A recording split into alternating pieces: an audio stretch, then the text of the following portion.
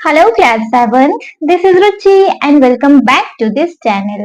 बच्चे देखिए, last video में हमने संस्कृत बुक का चैप्टर नंबर 1 वंदे भारत मातरम का एक्सप्लेनेशन देख लिया। काफी अच्छे से देख लिया है ना। उसमें किसी को कोई नहीं डाउट होगा। अगर आप फर्स्ट टाइम इस वीडियो को देख रहे हैं कि चलो ठीक है, चैप्टर नंबर 1 वंदे भारत मातरम का हम क्वेश्चन आंसर देख के आते हैं, बच्चे मत ही देखिएगा, नहीं समझ आएंगे। क्योंकि क्वेश्चन आंसर्स को करने से पहले, एक्सरसाइज को देखने से पहले बच्चे चैप्टर 1 का अच्छे से एक्सप्लेनेशन देख के आइएगा। ठीक है, मैं डिस्क्रिप्शन बॉक्स में आपको उस वीडियो का लिंक भी पिन कर दूंगी। ठीक है जी, चलिए तो देखेंगे बच्चे, क्योंकि हम इस चैप्टर का एक्सप्लेनेशन देख चुके हैं। हम देख चुके हैं कि भाई इस वीडियो में मतलब इस चैप्टर में है क्या क्या है जी। एक बार एकदम क्विक समरी देख ले इसका। देखो, बच्चे अपनी माँ से बात कर रहे हैं, मतलब एक बेटा और एक बेटी है, अपनी माँ से बात कर रहे हैं। मतलब अपनी माँ से क्या बात कर रहे हैं? भारत माता के बारे में पूछ रहे हैं कि माँ, हम तो हर जगह ना ये भारत वंदे मातरम का गीत सुनते रहते हैं, माँ इसका क्या मतलब है? तो बेटी बोलती है कि माँ मुझे ये भी बता देना ये लिखा है किसने। माँ ने फटाफट से बता दिया कि ये बंकिम चंद्र चट्टोपाध्याय जी ने 1882 में लिखा था।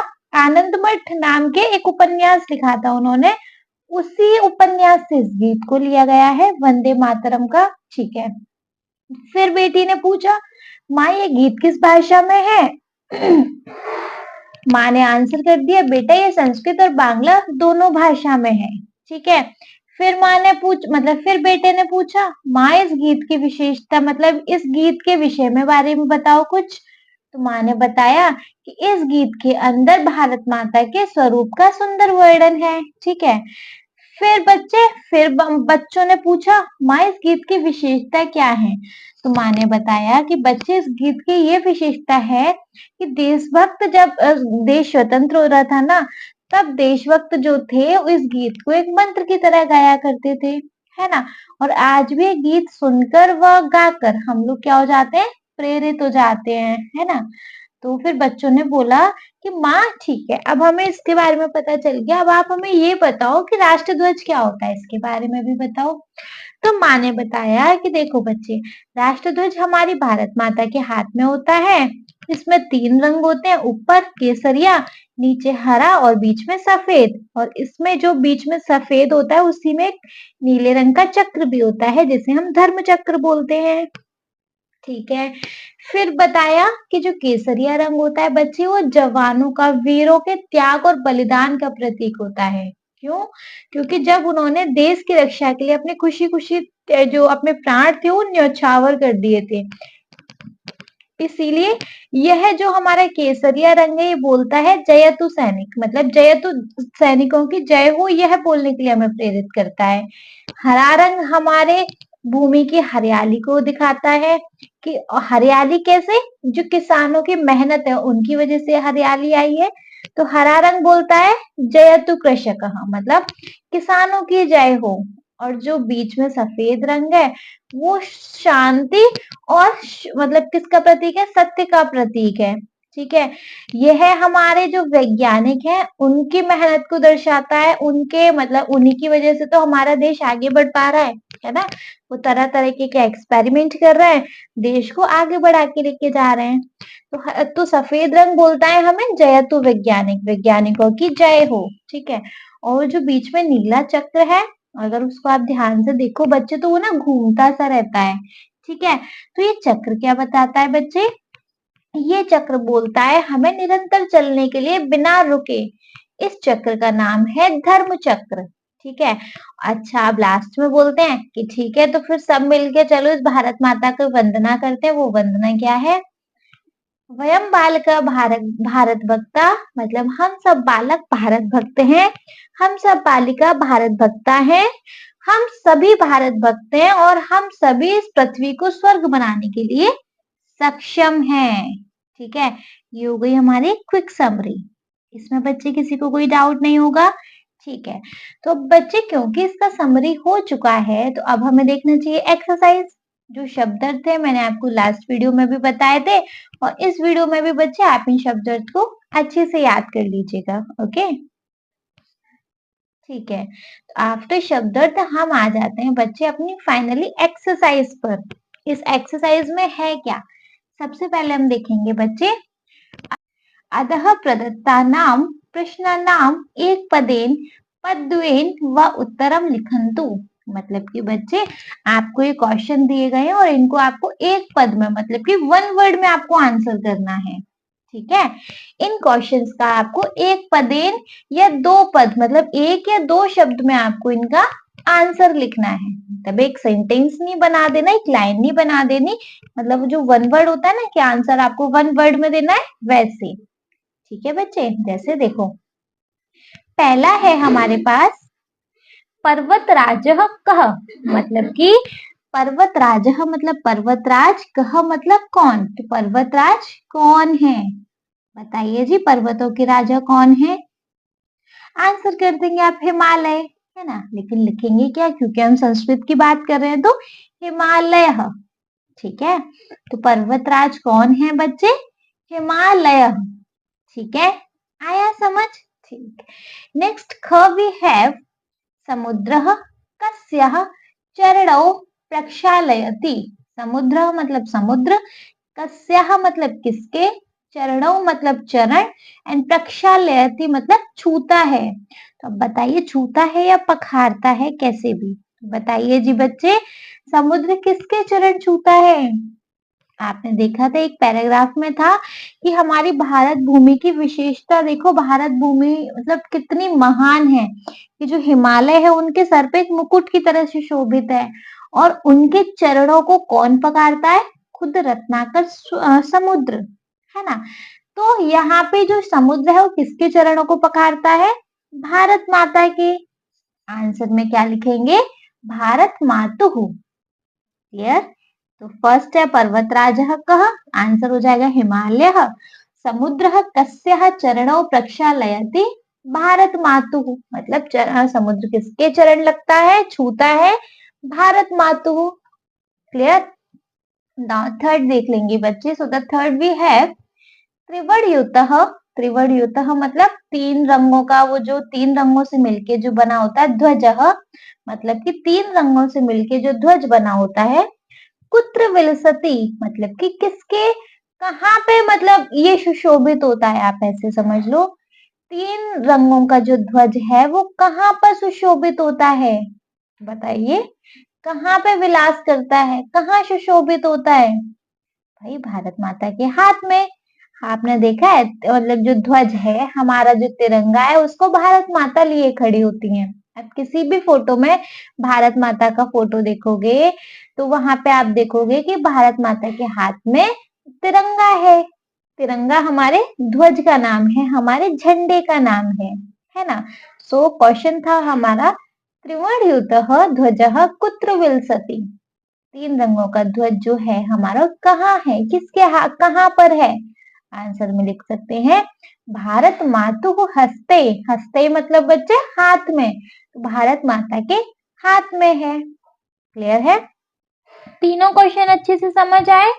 ठीक है, तो फोर्थ देखेंगे बच्चे, घ है ध्वज स्थितः केशर वर्ण अस्मान किम वक्तु प्रेयति। मतलब कि बच्चे जो हमारे ध्वज में स्थित, ध्वज स्थित मतलब ध्वज में स्थित, केशर वर्ण मतलब होता है केसरिया रंग, अस्मान मतलब हमें, किम मतलब क्या, वक्तु मतलब बोलने के लिए, प्रेयति मतलब प्रेरित करता है। मतलब कि ध्वज स्थित केशर वर्ण अस्मान किम वक्तुम प्रेरयति, मतलब कि केसरिया रंग जो ध्वज में स्थित है वो हमें क्या बोलने के लिए प्रेरित करता है? बताइए।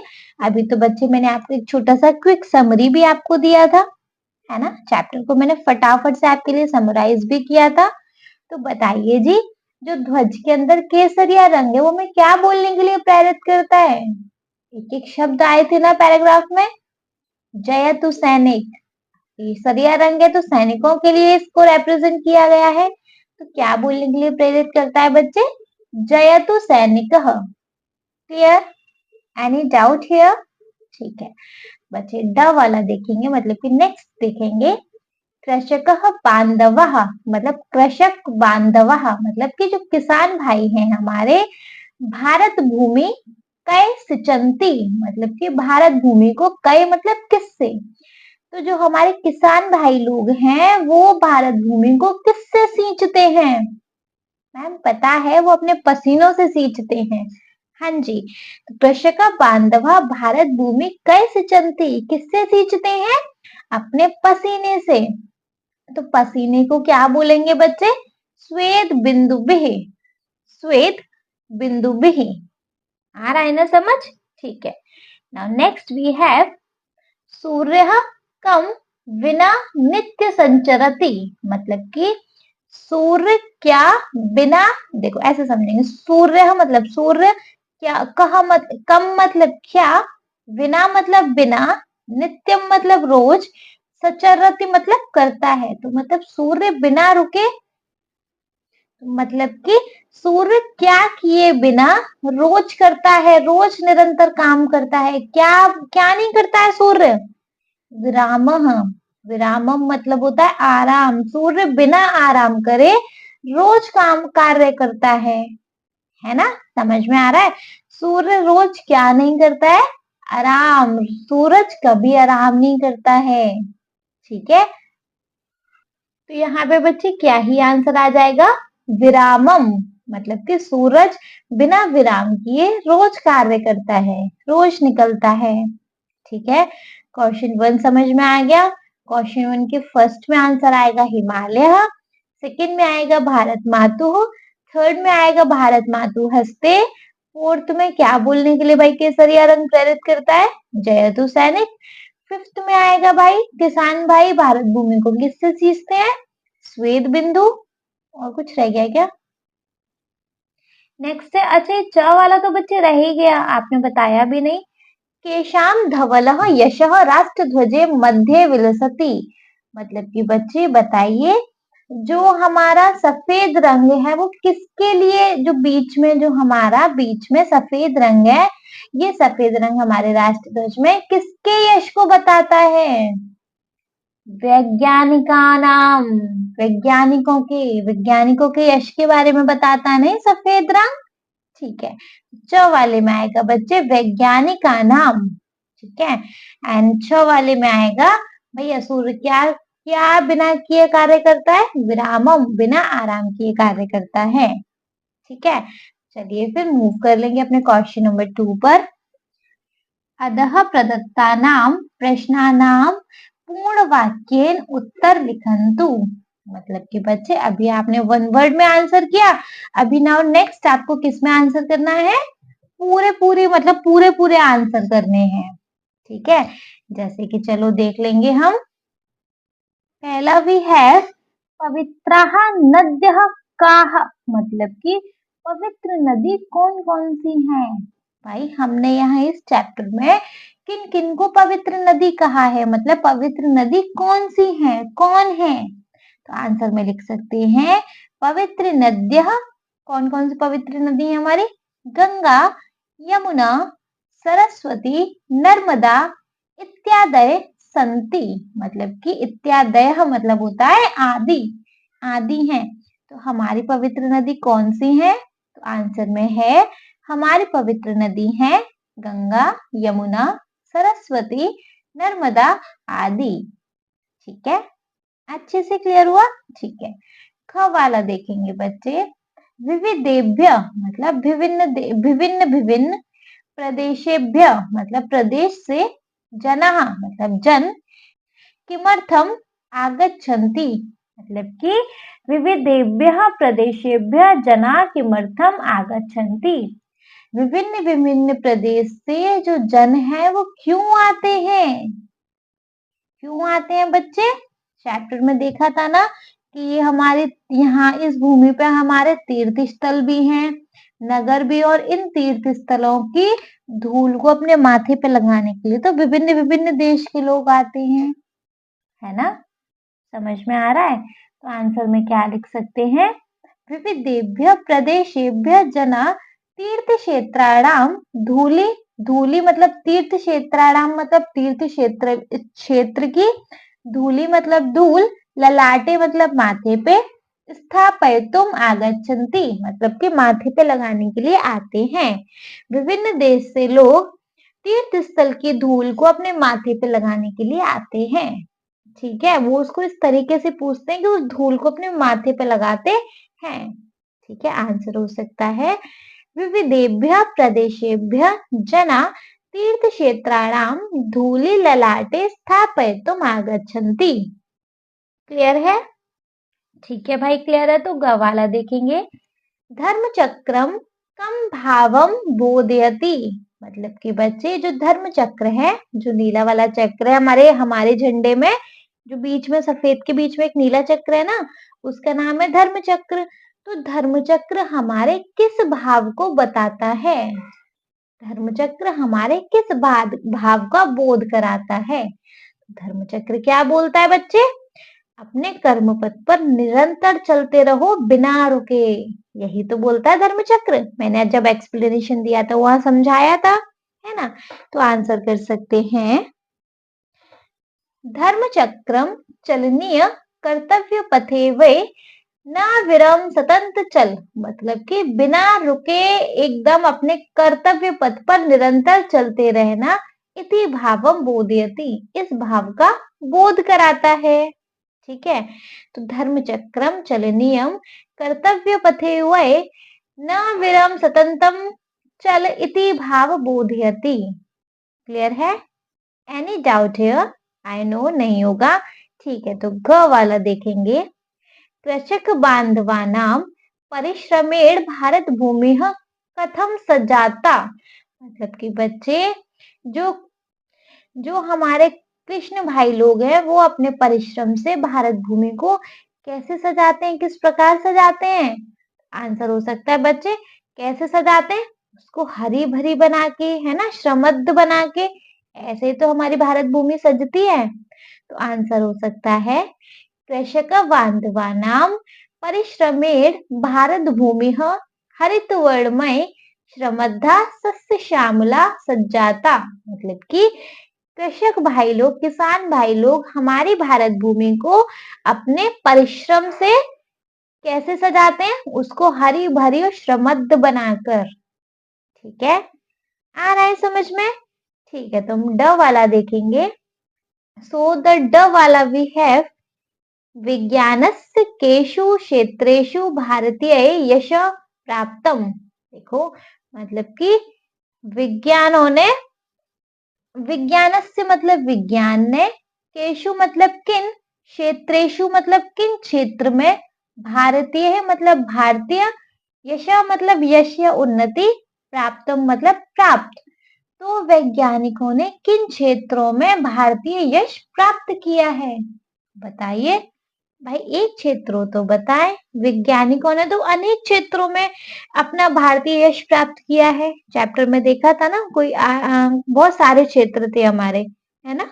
विज्ञानस्य विभिन्नेषु क्षेत्रेषु भारतीय यश प्राप्तम, विज्ञानों ने विभिन्न क्षेत्र में अपना यश प्राप्त किया है।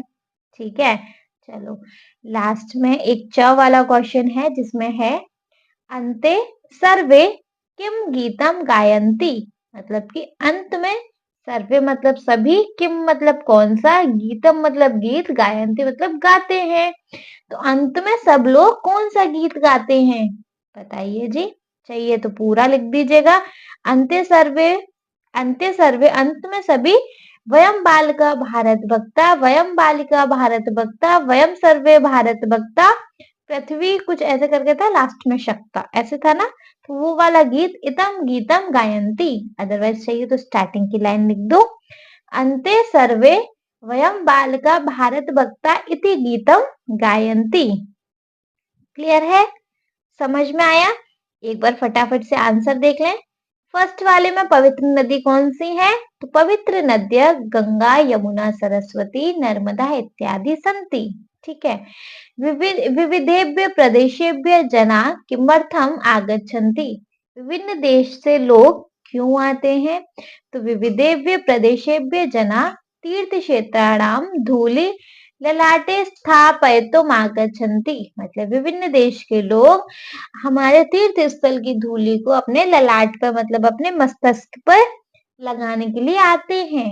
धर्मचक्रम कब भावम बोधयन्ति, धर्मचक्र हमारा किस भाव का बोध कराता है? तो धर्मचक्रम चलनीय कर्तव्य पथे वै नविरम सतंत चल इति भावम बोधयन्ति। हमारा धर्मचक्र बिना रुके हमेशा अपने कर्तव्य पथ पर चलते रहने के लिए इस भाव का बोध कराता है। घ वाला है कृषक बांधवानां परिश्रमेण भारत भूमि कथम सज्जाता। किसान भाई लोग के परिश्रम से भारत भूमि किस प्रकार सजती है? तो कृष्ण कह रही हूँ, कृषक बांधवानां परिश्रमेण भारत भूमि हरित वर्णमय श्रमद्दा सस्य श्यामला सज्जाता। मतलब कि किसान भाई के परिश्रम से भारत भूमि हमारी हरी भरी और श्रमद्ध बन जाती है, इस प्रकार सजती है। विज्ञानस्य केषु क्षेत्रेषु भारतीय यश प्राप्तम, मतलब विज्ञान ने किन क्षेत्रों में अपना यश प्राप्त किया है? तो विज्ञान ने विभिन्न क्षेत्रों में अपना यश प्राप्त किया है। अंते सर्वे किम गीतम गायन्ति, मतलब अंत में सब लोग कौन सा गीत गाते हैं? तो अंते सर्वे वयम बालिका भारत भक्ता इति गीतम गायन्ति, मतलब अंत में सब लोग इस गीत को गाते हैं। That is clear? ठीक है, इतना समझ आ रहा है? अच्छे से समझ आ रहा है तो बच्चे फिर किस बात की देरी, क्वेश्चन नंबर 3 देख लेंगे। So the question number 3 we have रेखांकितानि पदानि आश्रित्य उदाहरणानुसार प्रश्न निर्माण कुर्वन्ति। देखिए, जैसे आप सबसे पहले तो बता दूं क्या है, यहाँ पे आपको एक आंसर दिए हुए हैं और आंसर में जो अंडरलाइन हो रही है इस जगह पे हमें क्वेश्चन बनाना है। जैसे एक एग्जाम्पल है हमारे पास, अस्माकम वत्सला भारत माता। अस्माकम मतलब हमारी, वत्सला मतलब बच्चों से प्यार करने वाली, और भारत माता मतलब भारत माता। तो हमारी भारत माता बच्चों से प्यार करने वाली है।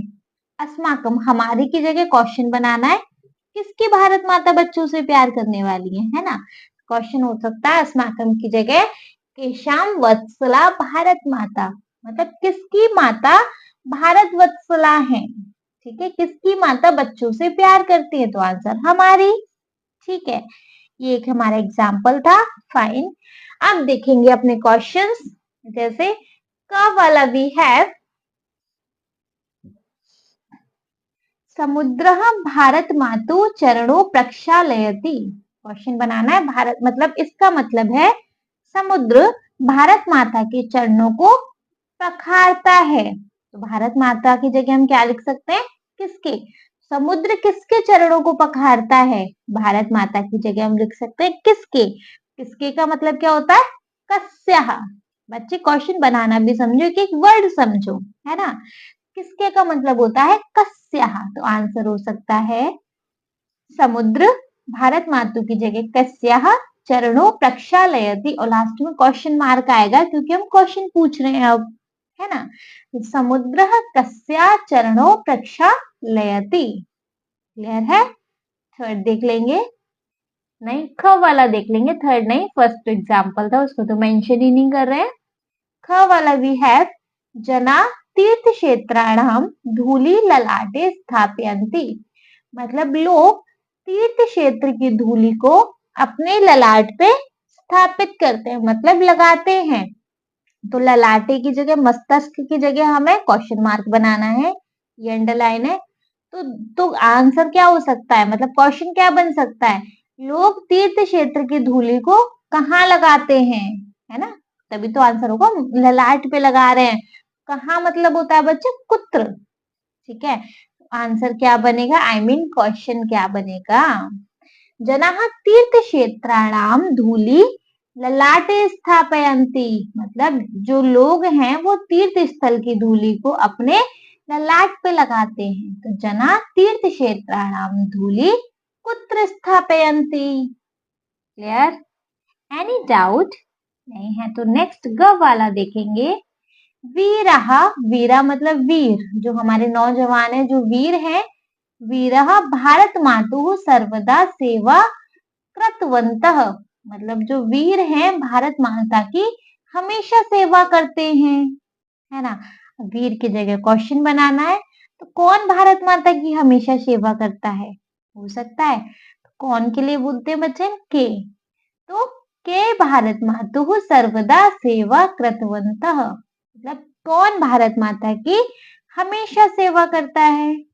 हो सकता है, अच्छे से हो सकता है। आंसर क्या होगा? मतलब क्वेश्चन था, आंसर था हमारा वीरः भारत मातु सर्वदा सेवा कृतवन्तः। हम इसका क्वेश्चन बना सकते हैं, कई भारत मातु सर्वदा सेवा कृतवन्तः। कई मतलब कौन? अच्छे से बच्चे बच्चे क्वेश्चन वर्ड्स को भी अच्छे से देख लेना, किसका, क्या, कैसे, कहाँ, इनके मतलब क्या होते हैं। ठीक है, चलो घ वाला देखेंगे।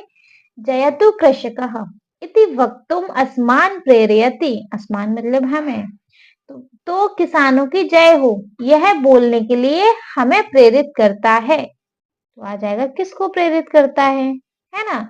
तो बच्चे हमें क्वेश्चन बना सकते हैं, जयतु कृषकः इति वक्तुम कान प्रेरयति, कौन को प्रेरित करता है ना। तो जयतु कृषकः इति वक्तुम कान प्रेरयति। क्लियर? Any doubt?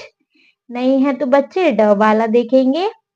नदी कष्टानि सहमानाम प्रहवती, मतलब नदी कष्ट सहकर भी बहती रहती है। नदी पे अंडरलाइन करना, तो क्या बन जाएगा? कौन कष्ट सहकर भी बहती रहती है? कौन के लिए? का। ठीक है, क्वेश्चन बनेगा का कष्टानि सहमाना प्रवहती। जहां अंडरलाइन है उस जगह क्वेश्चन लिखना है बच्चे, बस, है ना। तो कौन हमारी मतलब कष्ट सहकर भी बहती रहती है? ठीक है, च वाला देखेंगे बच्चे। वयम गोवर्धन नार्थ प्रत्यंत कुर्मः, मतलब कि हम अपने जो भारत भूमि है इसका गौरव बढ़ाने के लिए हमेशा मतलब लगातार कर्म करते रहते हैं। प्रयत्नम की मतलब निरंतर की जगह हमारा क्वेश्चन मार्क आ जाएगा, तो क्या आ जाएगा? हम अपने देश का गौरव बढ़ाने के लिए क्या कर्म करते हैं? कैसे कर्म करते हैं? निरंतर कर्म करते हैं, है ना। तो वयम गोवर कह रही हूं मैं बार बार, वयम गौरव वर्धनार्थ किम कुर्मः। सॉरी बच्चे, कभी कभी मिस्टेक हो जाता है, so please don't mind it. वयम गौरव वर्धनार्थम किम कुर्मः। ठीक है, समझ आ रहा है? स्पीड में रिवाइज कर लें। तो फर्स्ट हमारा का से ही बता रही हूँ। समुद्र भारत मातु चरणों प्रक्षालयति, आंसर होगा समुद्रो कस्यः चरणों प्रक्षालयति। And question mark. जनः तीर्थ क्षेत्राणां धूलिम ललाटे स्थापयन्ति, क्वेश्चन बनेगा हमारा जना तीर्थ क्षेत्राणां धूलि कुत्र स्थापयन्ति। ग वाला है वीरा भारत मातो सर्वदा सेवा कृतवन्तः, क्वेश्चन हो जाएगा के भारत मातो सर्वदा सेवा कृतवन्तः। घ वाला है जयतु कृषकः इति वक्तुम अस्मान् प्रेरयति, आंसर होगा मतलब क्वेश्चन बनेगा जयतु कृषकः इति वक्तुम कान प्रेरयति, है ना। नेक्स्ट, नदी कष्टानि सहमाना प्रवहति, होगा का कष्टानि सहमाना प्रवहति, क्वेश्चन मार्क। च वाला है वयम गौरववर्धनार्थ प्रत्ययम कुर्मः, तो होगा वयम गौरववर्धनार्थ किम कुर्मः एंड क्वेश्चन मार्क। क्लियर हो गया बच्चे ये? इसमें किसी को कोई डाउट? आई होप नहीं होगा। नहीं है तो बच्चे देखेंगे अपना फोर्थ वाला। चलिए बच्चे तो देख लेंगे अपना question number 4। Now question number 4 is अतः प्रदत्तानां शब्दानां उदाहरणानुसारम, अतः प्रदत्तानां शब्दानां उदाहरणानुसारम रिक्त स्थानेषु रूपाणि लिखन्तु। मतलब देखिए बच्चे, आपको यहाँ पे हर एक कॉलम में अलग अलग वो दिए हुए शब्द रूप होते हैं ना, वैसे। ठीक है, मतलब फर्स्ट कॉलम में एक वचन है, सेकेंड कॉलम में वी हैव द्विवचन एंड थर्ड कॉलम में वी हैव बहुवचन। ठीक है, आपको यहाँ पे दिया हुआ होगा कि इस शब्द की इस विभक्ति का एक वचन लिखना है, द्विवचन लिखना है या बहुवचन लिखना है। ठीक है, जैसे देखो आपको चरण का एक वचन दिया हुआ है, द्विवचन दिया हुआ है, बहुवचन लिखना है जो कि दूसरी विभक्ति में आता होगा। कैसे लिख सकते हैं बच्चे?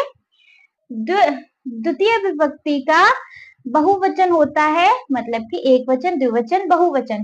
द्वितीय विभक्ति का बहुवचन होता है चरणान, मतलब चरणम, चरणौ, चरणान। ठीक है, समझ में आएगा? समझ में आ गया? द्वितीय विभक्ति का बहुवचन आएगा यहाँ पे चरणान, चरण का बहुवचन होएगा चरणान, चरणम, चरणौ, चरणान। ठीक है, नेक्स्ट देखेंगे नदी का प्रथम विभक्ति को कंप्लीट करना है।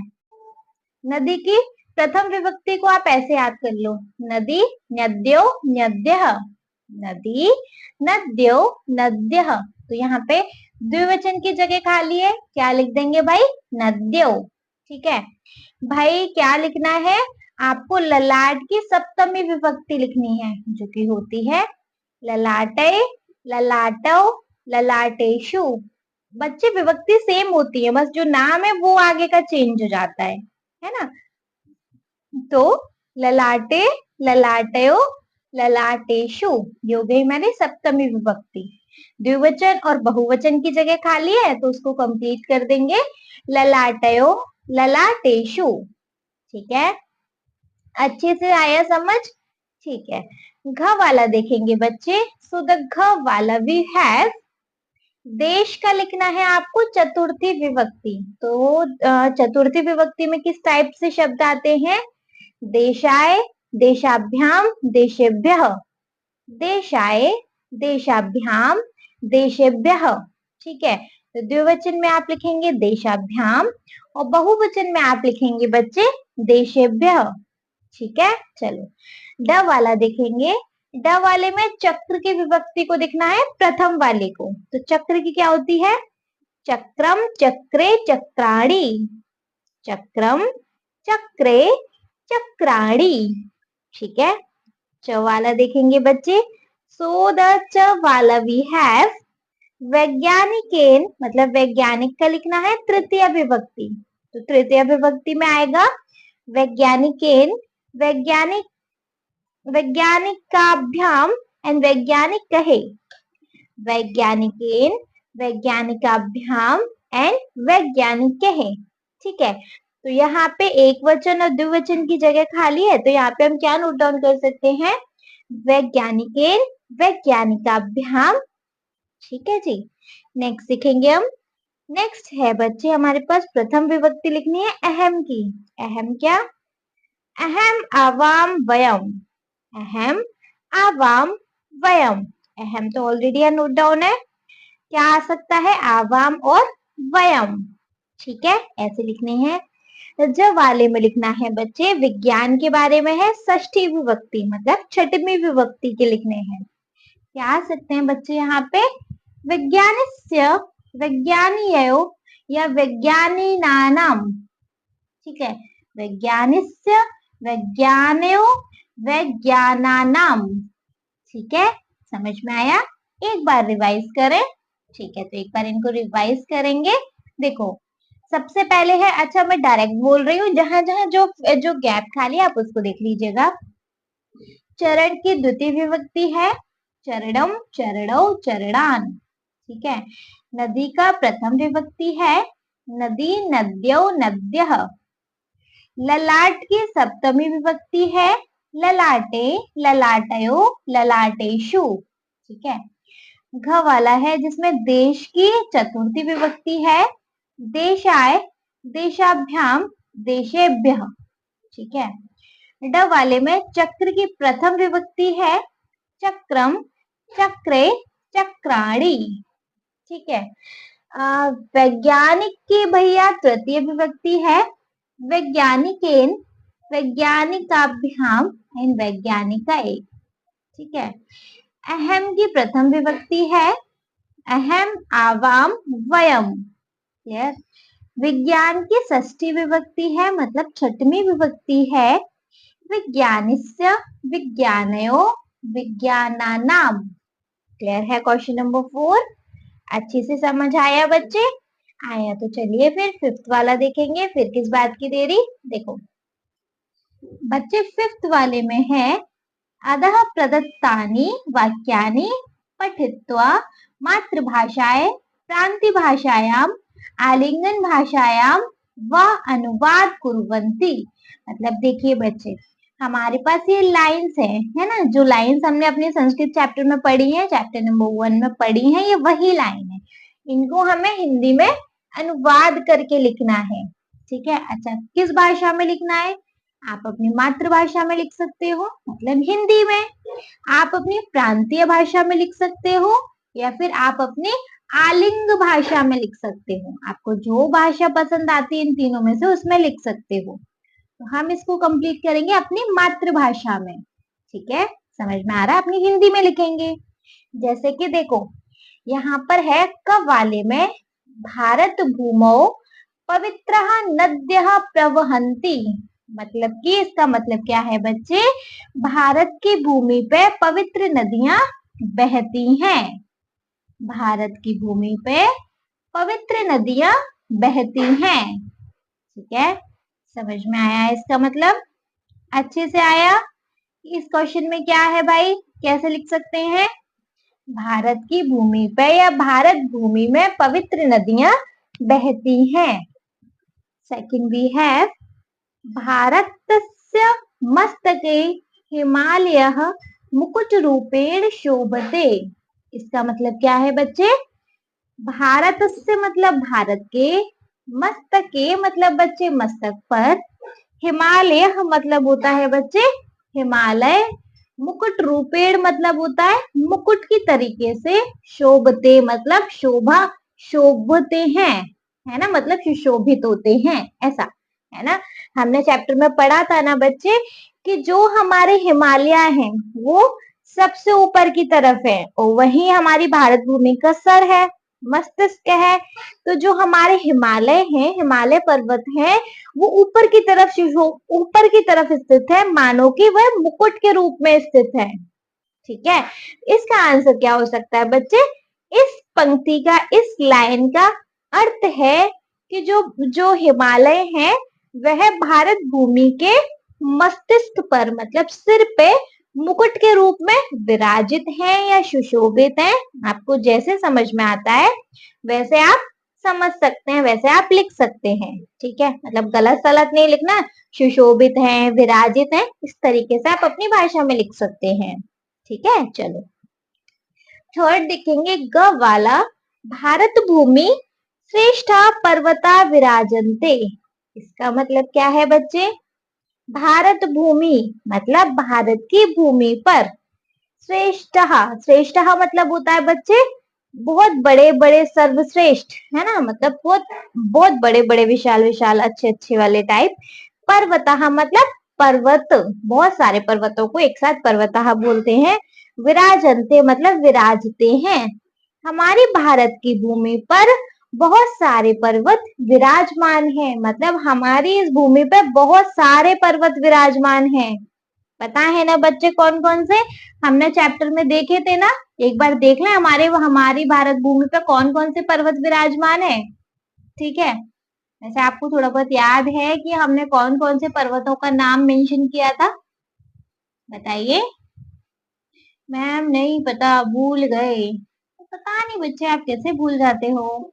चलो कोई बात नहीं, देखेंगे आगे कि भाई हमारी भारत की भूमि पर कौन कौन से पर्वत विराजमान है। देखो, हमारी भारत की भूमि पर महेंद्र, मलय, सह्य, रेवतक, विंध्य, अरावली इत्यादि श्रेष्ठा पर्वता विराजन्ते। मतलब कि हमारी भारत की भूमि पर ये सारे पर्वत बच्चे क्या हैं? विराजमान हैं। आ रहा है समझ? हाँ जी मैम आ रहा है। अब संस्कृत इजी लग रहा है? इजी नहीं, इजी ऐसे बोलते हैं हम भी। चलो तो फिर घ वाला देखेंगे बच्चे। सो द घ वाला वी हैव राष्ट्रध्वजे केशरः श्वेतः हरितः च वर्णा सन्ति। मतलब कि बच्चे इसका मतलब क्या है? राष्ट्रध्वजे मतलब राष्ट्र ध्वज में, केसरः मतलब होता है बच्चे केसरिया, श्वेतः मतलब होता है सफेद, एंड हरितः मतलब होता है हरा रंग, हरा। च मतलब होता है और, वर्ण मतलब होता है रंग, संति मतलब है। ठीक है, मैं आपको एक एक वर्ड इसलिए ऐसे समझाती हूँ जिससे कि आपको कभी संस्कृत मतलब आप मेरे से हेल्प ना लेके कभी खुद से भी इसको हिंदी में एक्सप्लेन कर सको कोई भी ऐसी चीजों को। ठीक है, तो बच्चे क्या आंसर लिख सकते हैं हम यहाँ? इस लाइन का क्या मतलब है कि हमारी भारत की भूमि पर केसरिया, सफेद और हरा रंग, हमारी भारत की भूमि कह रही हूँ, हमारे राष्ट्र ध्वज में केसरिया, सफेद, हरा रंग है। ठीक है, हमारे राष्ट्र ध्वज में केसरिया, सफेद और हरा रंग है। ठीक है, संति मतलब होता है। चलो, ड वाला देख लेंगे बच्चे। वयम भारते जन्म प्राप्तवन्तः, मतलब बच्चे वयम मतलब हम, भारते मतलब हम सभी आ जाता है वयम में, भारते मतलब भारत में, जन्म मतलब जन्म, प्राप्तवन्तः मतलब प्राप्त किया, तो हम सभी ने भारत में जन्म प्राप्त किया। इसका मतलब है वयम भारते जन्म प्राप्तवन्तः, मतलब हम सभी ने भारत में जन्म प्राप्त किया। क्लियर?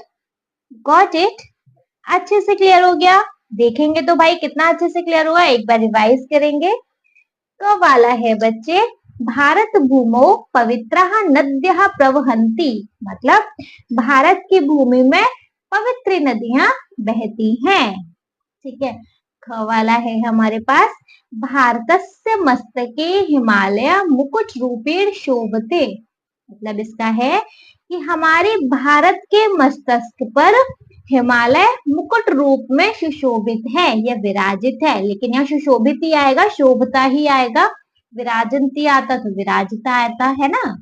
ग वाला देखेंगे, भारत भूमौ श्रेष्ठः पर्वतः विराजन्ते, मतलब भारत की भूमि पर श्रेष्ठ पर्वत विराजित हैं, विराजमान हैं।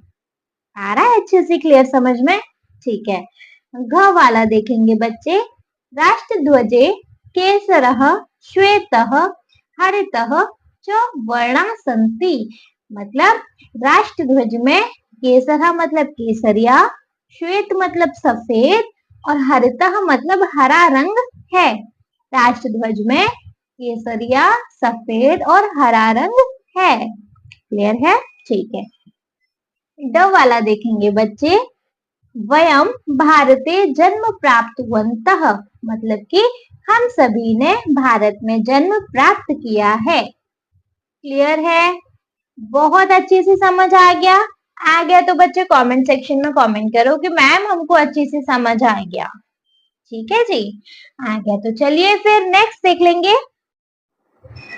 देखिए बच्चे, so the next question we have, अधः प्रदत्तानां शब्दानां उदाहरणानुसारं विभक्तिं वचनं च लिखन्तु, मतलब अधः प्रदत्तानां शब्दानां उदाहरणानुसारं विभक्तिं वचनं च लिखन्तु का मतलब है बच्चे, अब आपको यहाँ पे शब्द दिए गए हैं। पहले क्या था भाई कि आपको विभक्ति और वचन दिए गए थे कि आपको इस विभक्ति में इस वचन में आपको इन लाइन को कंप्लीट करना है, इन रूपों को कंप्लीट करना है ना। अब आपको बच्चे यहाँ शब्द दिया गया है, उस शब्द को बताना है कि ये किस विभक्ति का और किस रूप का है। समझ रहे हो? अच्छे से ये चीज समझ आ गई? आपको बताना है कि ये जो शब्द है किस विभक्ति का और किस रूप का है। ठीक है, जैसे नद्यः, नद्यः किस में आता है? प्रथम विभक्ति में आता है और बहुवचन में आता है। नद्या किस में आता है? प्रथम विभक्ति में और बहुवचन में। करेक्ट। गवाला देखेंगे, ललाटे, ललाटे बच्चे किस विभक्ति में आता है और किस वचन में आता है? ललाटे आता है हमारा सप्तमी विभक्ति के एक वचन में। ठीक है, शब्द रूप किस किस को अच्छे से याद है? भाई एक याद हो जाए वहीं से फिर सारे शब्द रूप बन जाते हैं, उसका फॉर्मेट याद होना चाहिए। आपको चाहिए कि मैं आपको शब्द रूप का फॉर्मेट बताऊं तो कमेंट सेक्शन में कमेंट्स कर दीजिएगा, मैं आपको शब्द रूप का फॉर्मेट भी बता दूंगी, उससे फिर सारे शब्द रूप बन जाएंगे किसी भी शब्द के हो। ठीक है, चलो, क ख ग हो गया, ललाटे आ गया सप्तमी विभक्ति का एक वचन में। तीर्थ क्षेत्राणाम, ये किस विभक्ति से बच्चे बिलोंग करता है? षष्ठी विभक्ति से। और यह कौन सा वचन है बच्चे हमारा? बहुवचन। थर्ड वाले पार्ट में आता है ना। तीर्थ क्षेत्राणाम हमारा षष्ठी विभक्ति के बहुवचन से आता है। नेक्स्ट है हमारे पास देशस्य। देशस्य क्या होता है? प्रथम विभक्ति में आता है और एक वचन में आता है। देशस्य हमारा प्रथम विभक्ति के एक वचन में आता है। ठीक है। बलिदानम, बलिदानम बच्चे हमारा प्रथम विभक्ति के भी एक वचन में आता है ना। बलिदानम प्रथम विभक्ति के एक वचन में आता है। कृषक बांधवः, ये क्या होता है बच्चे? ये भी हमारा प्रथम विभक्ति के बहुवचन में आता है। कृषक बांधवः मतलब क्या होता है? अच्छा, आपको सारे वर्ड्स भी याद होंगे ना, अभी रिवाइज करेंगे। ये हमारा प्रथम विभक्ति के बहुवचन में आता है। असमान, असमान मतलब होता है बच्चे, मतलब तो हम बाद में बताएंगे। ये हमारा द्वितीय विभक्ति के बहुवचन में आता है। असमान हमारा द्वितीय विभक्ति के बहुवचन में आता है। क्षेत्रेषु, क्षेत्रेषु हमारा सप्तमी विभक्ति के बहुवचन में आता है। ठीक है, एक बार रिवाइज करें। नद्यः, नद्यः हमारा प्रथम विभक्ति के बहुवचन में आता है। ललाटे हमारा सप्तमी विभक्ति के एक वचन में आता है। तीर्थ क्षेत्राणाम, ये हमारा षष्ठी विभक्ति के बहुवचन में आता है। देशस्य, देशस्य हमारा प्रथम विभक्ति के एक वचन में आता है। बलिदानम, बलिदानम हमारा प्रथम विभक्ति के एक वचन में आता है। कृषक बांधवः, कृषक बांधवः हमारा प्रथम विभक्ति के बहुवचन में आता है। असमान, असमान हमारा द्वितीय विभक्ति के बहुवचन में आता है। क्षेत्रेषु, क्षेत्रेषु हमारा सप्तमी विभक्ति के बहुवचन में आता है। क्लियर है? इसमें किसी को कोई डाउट नहीं होगा, उम्मीद कर रही हूँ। ठीक है। अच्छा, ये सारे शब्द, इनके मीनिंग्स बता दो आप मुझे। ये मतलब ये बुक का नहीं है, ये आप मुझे बता दो, जिससे मुझे पता चल जाए कि आपको कितना याद है। जैसे नद्यः, नद्यः मतलब क्या होता है बच्चे? नदी। ललाटे, ललाटे मतलब क्या होता है बच्चे? ललाट पर, यानी कि मस्तिष्क पर। तीर्थ क्षेत्राणाम मतलब होता है बच्चे हमारा तीर्थ क्षेत्र, है ना, जो कि हमारी भारत भूमि में कितने सारे तीर्थ क्षेत्र हैं, है ना। देशस्य मतलब देश को। ठीक है। बलिदानम मतलब बलिदान। कृषक बांधवः मतलब कि कृषक बंधु, कृषक भाई बंधु, जैसे बंधु बोलते हैं ना, बांधवः मतलब बंधु। असमान, असमान मतलब हमारा। क्षेत्रेषु मतलब कि क्षेत्र में। क्लियर है? कोई डाउट बच्चे? होता है तो कमेंट सेक्शन में बता दीजिएगा, नहीं होता है तो चलिए भाई हम आगे नेक्स्ट 7th पे मूव कर जाएंगे। चलिए जी, 7th में देखेंगे हम पाठे प्रयुक्तानि क्रियापदानि रिक्त स्थानेषु लिखन्तु। पाठ में बच्चे जितनी भी क्रिया आई हैं उनको इस रिक्त स्थान में लिखना है। क्रिया क्या? क्रिया मतलब कोई काम किया गया है ना, कोई काम होता है उसको हम बोलते हैं क्रिया। जैसे श्रणुम, श्रणुम मतलब सुनना, सुनना एक हमारी क्रिया है। ठीक है। पाठ में प्रयुक्तानि क्रियापदानि रिक्त स्थानेषु लिखन्तु। पाठ में जितनी भी क्रिया आई हैं बच्चे, वो सारी क्रिया यहाँ पे नोट डाउन करनी है। जैसे श्रणुम आया है, ठीक है, और क्या? भवाम, भवाम एक क्रिया है ना। ठीक है। नेक्स्ट है प्रवहंती, प्रवहंती मतलब प्रवाहित होना, प्रवाहित होना। ठीक है, तो प्रवाहित होना हमारा क्या है बच्चे? क्रिया है। ठीक है।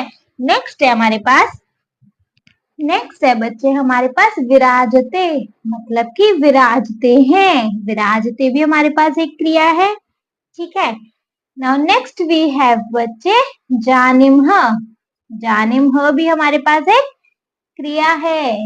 इच्छावह, इच्छावह क्या है बच्चे? एक क्रिया है। शुभ शोभन्ते, सुशोभन्ते क्या? अक्रिया, मतलब एक क्रिया है। प्रेरयति, प्रेरयति क्या है बच्चे? एक क्रिया है। ठीक है। अस्ति, अस्ति एक क्रिया है। शोभते, शोभते एक क्रिया है। आगच्छन्ति, आगच्छन्ति एक क्रिया है। बोधयति, बोधयति भी एक क्रिया है। करोमि, करोमि भी एक क्रिया है। विराजन्ते, विराजन्ते भी एक क्रिया है। विलसति एक क्रिया है। एंड प्रयच्छति एक क्रिया है। तो हमारे चैप्टर में जितनी भी क्रियाएं हैं उनको हमने अंडरलाइन करके यहाँ नोट डाउन कर दिया है। समझ रहे हो? जैसे कि एक बार रिवाइज करें, हमारे पास कितनी क्रियाएं हैं?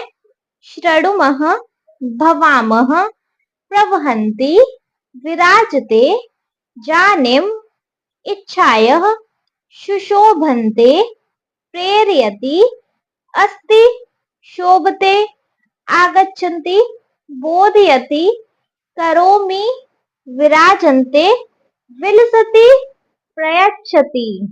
ठीक है, तो ये सारी बच्चे हमारे पास क्या है? क्रिया है। समझ में आ रहा है? कोई डाउट? अगर नहीं है तो चलो नेक्स्ट देख लेंगे बच्चे। So the next question we have, अधः प्रदत्तानां क्रियापदानां त्रिषु पुरुषेषु त्रिषु वचनेषु च लट लकारस्य रूपाणि लिखन्ति। मतलब बच्चे आपको यहाँ पे क्या लिखने हैं? लट लकार लिखने हैं। ठीक है, समझ में आ रहा है? चलो, तो यहाँ पे आपको पुरुषेषु, वचनेषु और लट लकार यहाँ पर बच्चे आपको नोट डाउन करने हैं। ठीक है, तो फर्स्ट में देख लेंगे हम। फर्स्ट में है बच्चे भवती के लट लकार, भवती के लिखने हैं मतलब आपको सबसे पहले बच्चे भवती के लिखने हैं। तो भवती के क्या हो सकते हैं? भवती, भवतः, भवन्ति, भवती, भवतः, भवन्ति। नेक्स्ट, भवसी, भवतः, भवत, भवसी, भवतः, भवथ। उत्तम पुरुष में क्या आएगा? भवामि, भवावह, भवामः, भवामि, भवावह, भवामः। ठीक है, तो फर्स्ट सेकंड थर्ड को देख लेंगे। भवती, भवतः, भवन्ति, भवसी, भवतः, भवथः, भवामि, भवावह, भवामः। ठीक है, भवती, भवत, भवन्ति, भवसी, भवत, भवथ, भवामि, भवावह, भवामः। क्लियर है? समझ में आ गए? नेक्स्ट बच्चे है हमारे पास अस्ति। अस्ति के देखने हैं बच्चे। देखो, अस्ति के क्या हो सकते हैं? बताइए, बताइए फटाफट बच्चे। अस्ति के हो सकते हैं? अस्ति, स्तः, सन्ति, अस्ति, स्तः, सन्ति, असि, सह, थह बोला है मैंने, पहले वाले में ता था, इस वाले में थ है। स्थः, स्थ। उत्तम पुरुष में है अस्मि, स्वमः, स्व, स्वः एंड स्मः।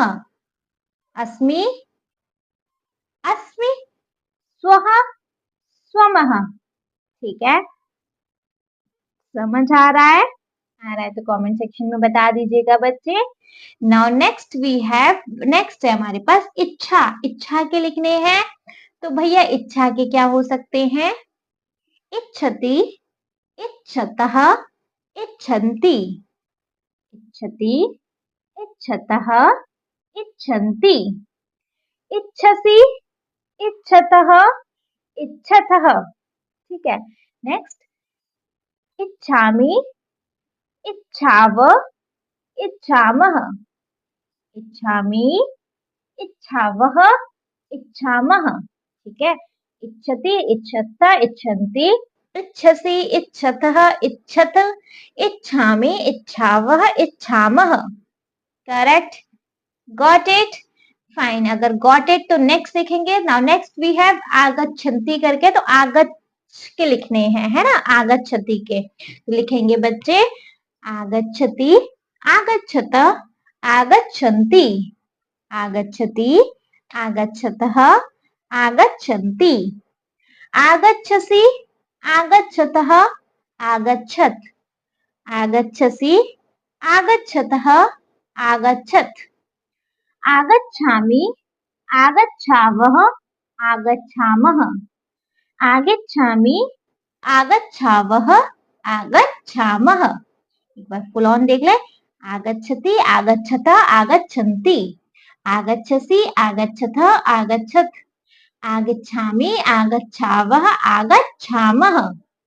करेक्ट है जी, आया अच्छे से समझ आ गया? तो फिर चलिए बच्चे एक बार इनको ऊपर से रिवाइज कर लेते हैं, मतलब एक बार देख लेते हैं। देखो, सबसे पहले आपको लिखने थे भवती के, तो भवती के क्या हो सकते हैं बच्चे? भवती के हो सकते हैं भवती, भवतः, भवन्ति, भवसी, भवतः, भवतः। बच्चे मेन मोटिव मेरा ये नहीं रहता कि आपको सिर्फ रटा के यहाँ से क्लियर करके चले जाओ, आपको समझ आनी चाहिए ना, दैट इज वाई हियर। भवती, भवतः, भवन्ति, भवसी, भवतः, भवतः, भवामि, भवावः, भवामः। ठीक है, नेक्स्ट देखेंगे। नेक्स्ट है हमारे पास अस्ति, अस्ति, स्तः, सन्ति, असि, स्तः, स्थत्, स्थ, अस्मि, स्वः, स्वमः। ठीक है, पहले सेकंड में व है, फिर म है। ठीक है, नेक्स्ट आया हमारे पास इच्छा का, इच्छति, इच्छतः, इच्छन्ति, इच्छसि, इच्छथ, इच्छत्, इच्छामि, इच्छावः, इच्छामः। बच्चे आपको ये फॉर्मेट तो एक बार याद करना पड़ेगा, क्योंकि ये सारे रूप इसी फॉर्मेट से बनते हैं, तो प्लीज फॉर्मेट याद कर लीजिएगा। नेक्स्ट, आगच्छति, आगच्छतः, आगच्छन्ति, आगच्छसि, आगच्छतः, आगच्छत्, आगच्छामि, आगच्छावः, आगच्छामः। क्लियर है जी? समझ में आ गया जी? अब समझ में आ गया तो देखेंगे बच्चे हमारे पास अब नेक्स्ट क्या है। नेक्स्ट नाउ वी हैव योग विस्तारम। योग विस्तारम क्या होता है जी? योग विस्तारम में देख लेंगे भारतस्य राष्ट्रगानस्य। बच्चे राष्ट्रगान नहीं होगा, ये राष्ट्रगीत है। वंदे मातरम राष्ट्रगान नहीं है ना हमारा। राष्ट्रगान क्या है? जनगण मनगढ़ वगैरह करके, मतलब जनगण मन अधिनायक जय, वो है हमारा राष्ट्रगान। तो ये राष्ट्रगीत होगा, ये मिस्टेक हो गया होगा यहाँ पे, इस करके मिसप्रिंट है। भारतस्य राष्ट्रगीतस्य वंदे मातरम इतस्य पूर्ण मूल स्वरूपम मिलित्वा गायाम। चलो जी, इस राष्ट्रगीत को वंदे मातरम को मिलकर गाते हैं। ठीक है, देखो यहाँ पे जो वंदे मातरम का गीत है ना, एक तरफ कैसे गाया गया है बच्चे? हमारी संस्कृत लैंग्वेज में, और एक तरफ हमने आगे बताया था ना, ये जो वंदे मातरम गीत है इसको दो भाषा में गाया जा सकता है। किस भाषा में है? संस्कृत और बांग्ला में। एक तरफ बच्चे ये वाला गीत संस्कृत में है, सेकंड तरफ यही वाला गीत बच्चे बांग्ला में है। ठीक है, तो देखो मतलब थोड़ा सा मैं बता रही हूँ, बस इसको गाना है तो आप ही गाइएगा।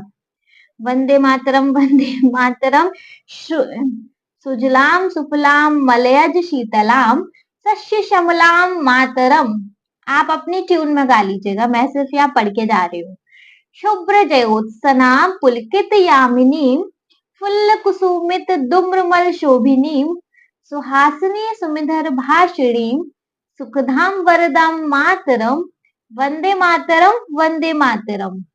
कोटि कोटि कंठ कलकल निलाद कराले दुसप्त कोटि भुजय धृत कर खर करवाले के बोले माँ तुम्ही अबले बहुबल धारिणी नमामि तारिणी रिपुदल वारिणी मातरम वंदे मातरम, वंदे मातरम।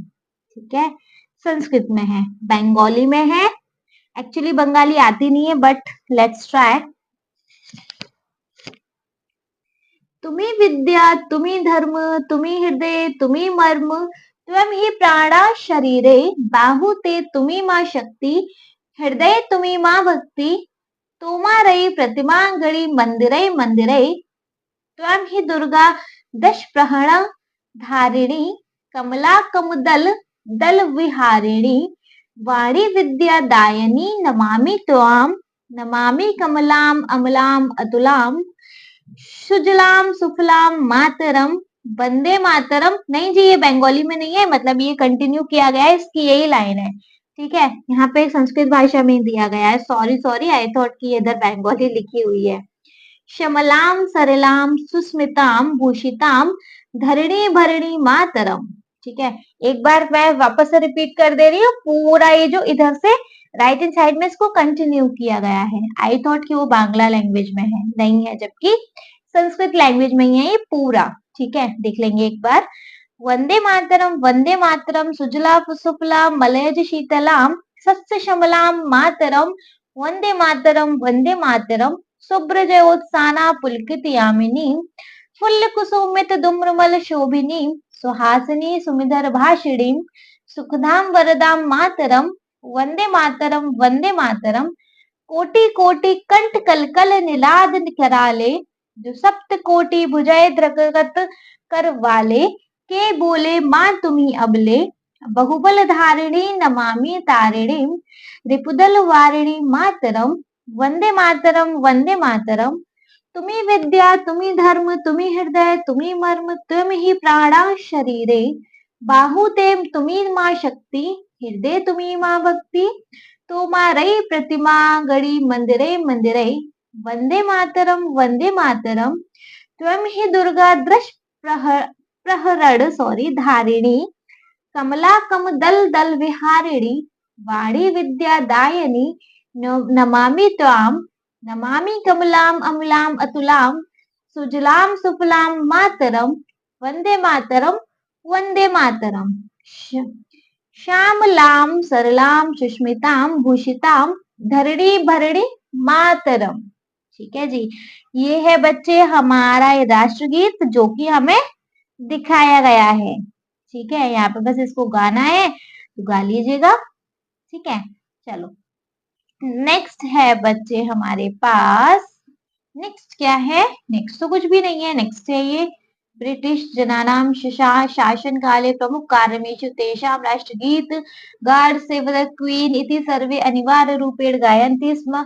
बच्चे कुछ भी नहीं है, आपके मैटर का नहीं है, आपके मतलब आपके जानने के लिए नहीं है, छोड़ो इसे। ठीक है, तो बच्चे इसके साथ हो गया हमारा इस चैप्टर का द एंड। आपने एक्सरसाइज देख ली अच्छे से, आपने एक्सप्लेनेशन देख लिया अच्छे से, अब किसी के भी मार्क्स नहीं कमाने चाहिए। अब मुझे सबके एकदम से 10 आउट ऑफ 10 चाहिए यूटी में। बताइएगा कमेंट करके, जब भी आपके कमेंट मतलब कि जब भी आपके बच्चे क्या आएंगे, यूटी आएंगे, यूनिट टेस्ट आएंगे, जिसको कि अब हम पीरियोडिक टेस्ट बोलते हैं, बताना कि मैम हमारे पीरियोडिक टेस्ट हुआ, उसमें हम आपने जो चैप्टर पढ़ाया था वैसा पढ़ के गए और हमारे मार्क्स 10 आउट ऑफ 10 आए। बस सोचो मेरी मेहनत वसूल। ठीक है जी, वीडियो पसंद आया हो तो प्लीज बच्चे आप इस वीडियो को एक नहीं एक्सप्लेनेशन पसंद आया हो, एक क्वेश्चन आंसर समझ आ गए हो, प्लीज बच्चे आप इस वीडियो को एक लाइक कर दीजिएगा, चैनल को सब्सक्राइब तो जरूर ही करिएगा और आपके जिन फ्रेंड्स के लिए ये वीडियो हेल्पफुल होता है उनको इस वीडियो को उठा के शेयर करना। Okay, thank you so much.